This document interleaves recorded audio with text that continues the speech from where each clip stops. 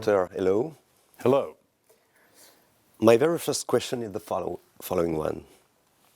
How is corporate transformation different now from when you started to study change? I think there are two major differences. Number one, the biggest is the amount of transformation that's going on today versus when I first started studying change. It's much more. And that's directly linked to the fact that the speed of change around us has just been going up and up and up.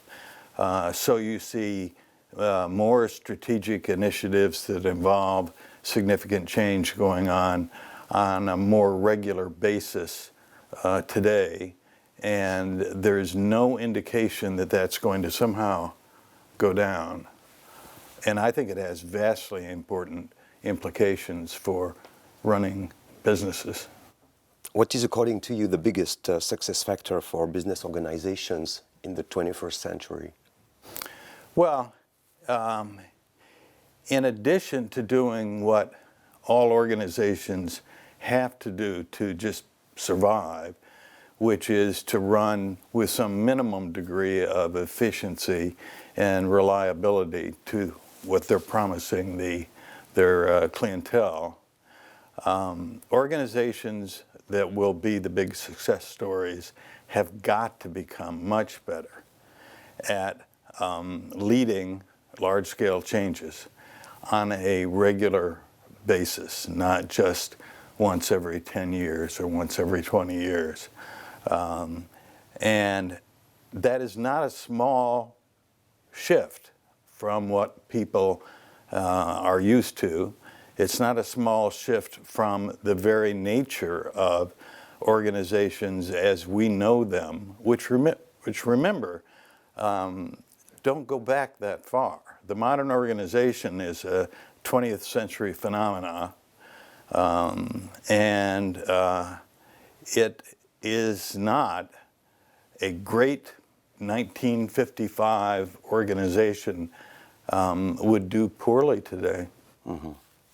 What is the Kotter model in this context, and what does it do? Well, what we've been trying to, first of all, identify through research, and then describe in the most accurate but the most straightforward and clearest and simplest way possible, is how companies can indeed handle both the tasks of short-term survival and long-term thriving in a changing world.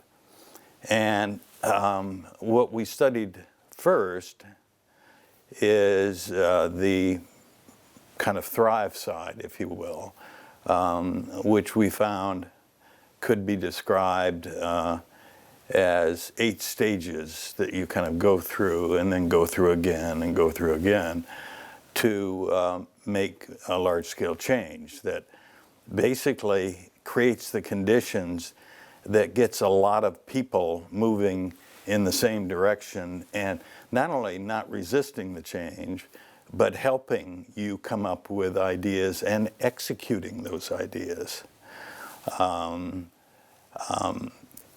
The second piece of the model is recognizing that you do have 2 tasks, and so we started talking about a dual operating system where one side is more concerned with making sure the trains run well and clean and on time, and the other side is much more oriented toward strategically leaping into the future.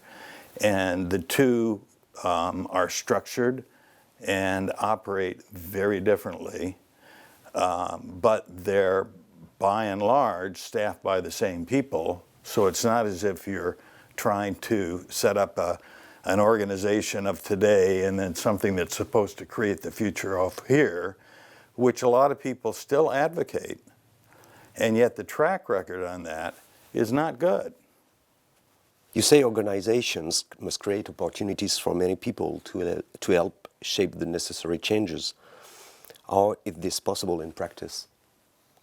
Well, first of all, you've got to create the conditions that that might allow for that. You're right, because if you just walked into a place and said, "Okay, everybody, I empower you to create the future," that usually won't produce much of anything, possibly chaos, cynicism, etc. We do it, we find getting senior management to, with some help from more junior people, to get some clarity around what the biggest opportunities are facing the organization is very, very helpful way to start. So that you're not just creating excitement eventually and everybody's going in 16 different directions. There's excitement around a thrust. Then it's a matter of getting that idea, both the rational part and the compellingly emotional part, the latter being very, very, very important, across to as many people as possible. We literally talk about 50% of your population plus one is a good basis for being able to build. And with that, and starting to set up the more informal networked part of this dual operating system, which then creates strategic initiatives, communicates much, much more, and in a different way, more what one of my colleagues calls surround sound, so that if you're in the organization, you're hearing the same message from your peers, from some of your subordinates, and from your bosses. The probability that you will think maybe there's something here, and maybe it's exciting, goes up. So lots of communication, and then you always get some people who get excited. It may be it's usually a small group at first, and giving them some reins. And if top management is bought into this, we need change and we have a big opportunity there, the probability is much higher that they will give them some running room, with an emphasis on trying to help them actually achieve some successes as fast as possible, because it gives credibility to this whole idea that we need to do things in a new way to win and succeed.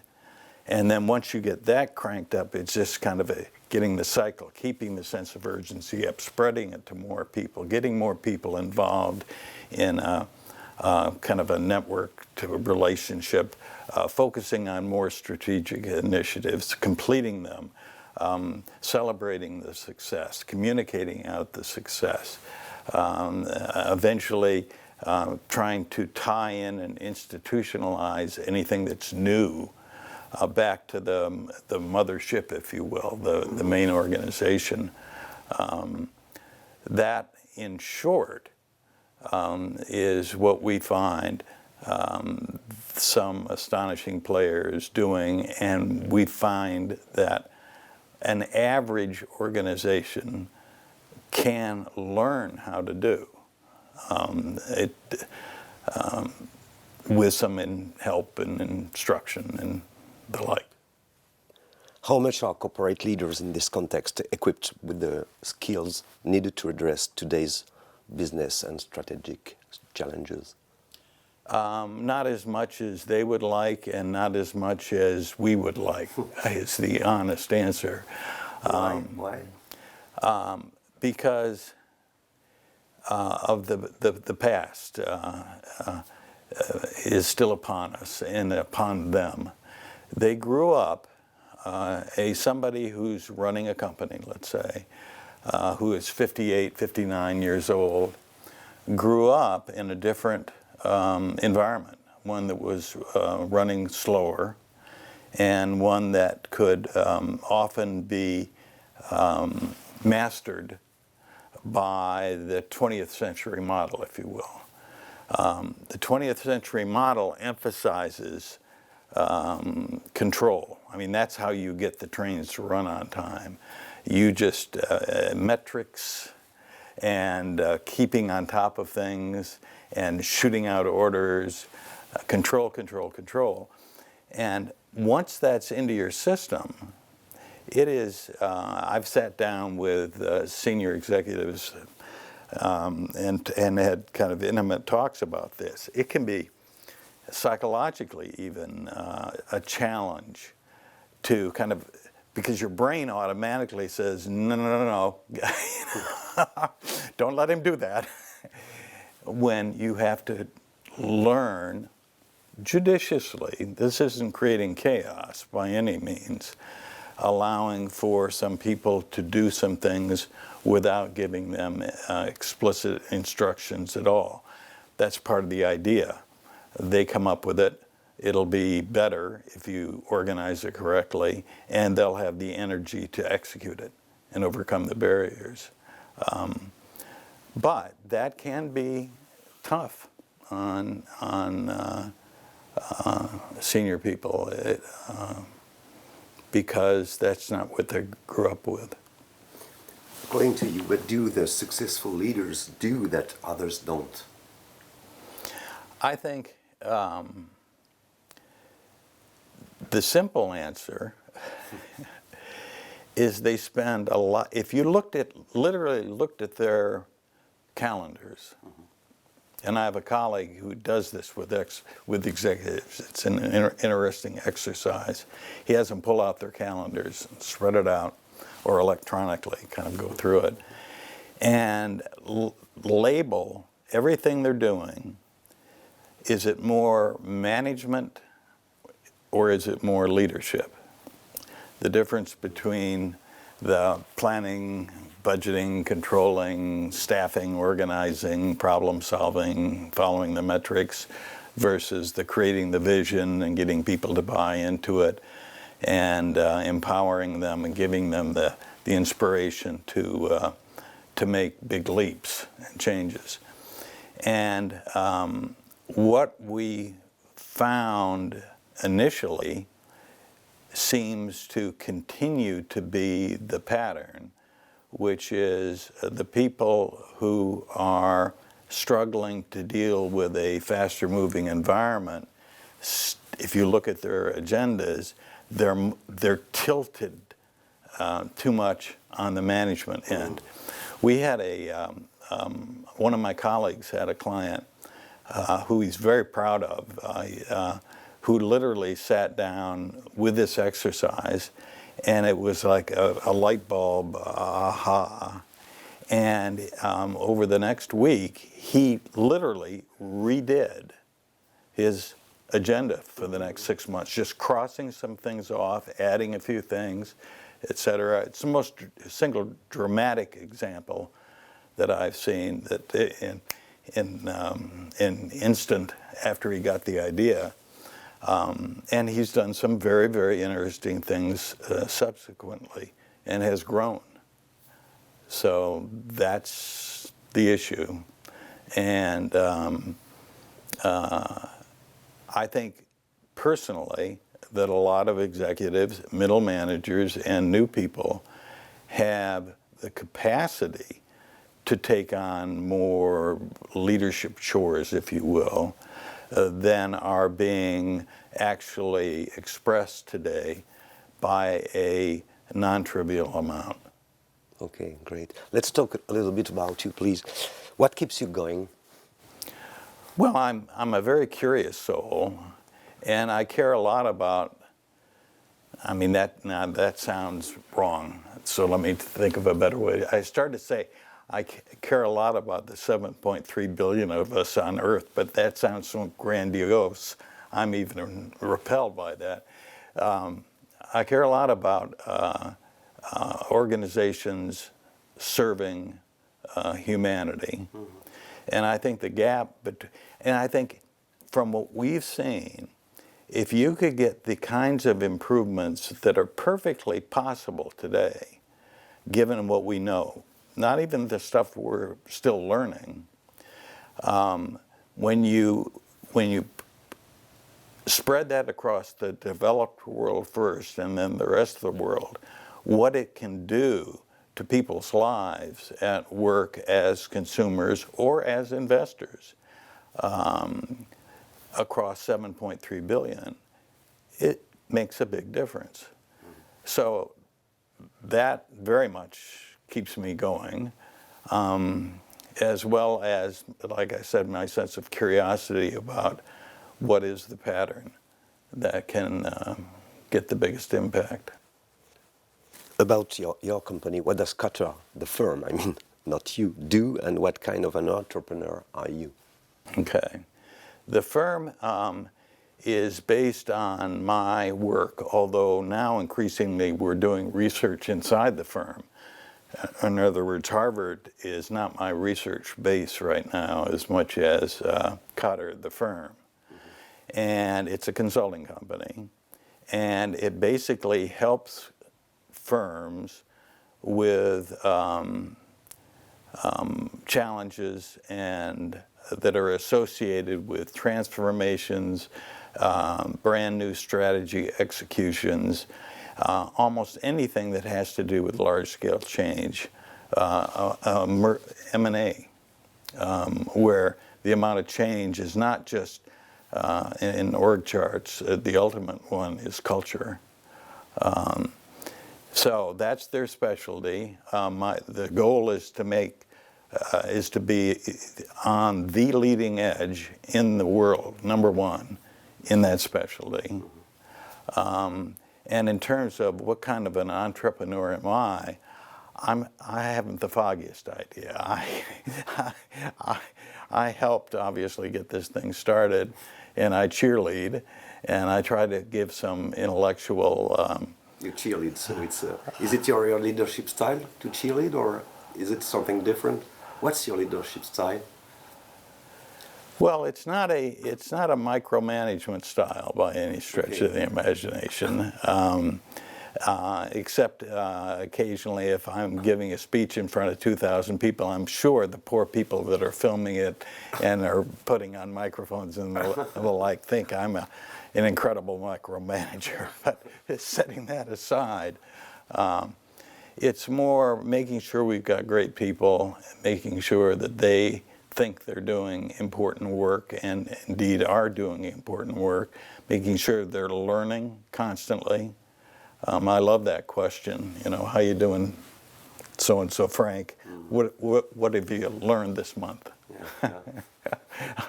and I love it when people do things that I hadn't thought of. It's like big celebration. Okay, great. I have a very last question. What haven't you done yet that is on your wish list? Well, there are certain sectors of society that we have just begun to have a little bit of impact on, that some of which are more central to my personal heart than others, and that I wish we could have more through the consulting, but also through writing and other kinds of communications. In the United States, K-12 education, pre-university education is one. It is not serving a segment of our society well at all. And it's a tough one to change. I would love us to be able to do something significant there.